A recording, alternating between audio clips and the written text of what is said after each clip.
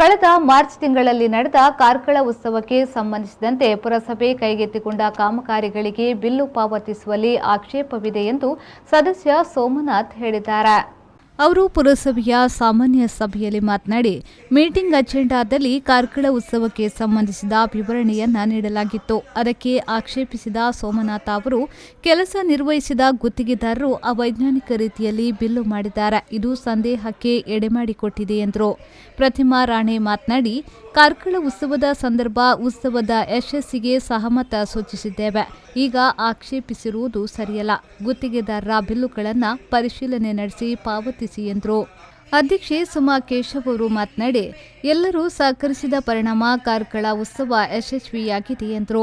ಬಳಿಕ ಬಿಲ್ಲು ಪಾವತಿಸುವ ಬಗ್ಗೆ ಸಭೆಯಲ್ಲಿ ನಿರ್ಣಯಿಸಲಾಯಿತು. ಬಂಡಿಮಠ ಬಸ್ ನಿಲ್ದಾಣ ಕ್ರಿಕೆಟ್ ಮೈದಾನವಾಗಿದೆ. ಸೌರ ಸೌಲಭ್ಯವನ್ನು ಒದಗಿಸಿದ ಬಸ್ ನಿಲ್ದಾಣ ನಿರುಪಯುಕ್ತವಾಗಿದೆ.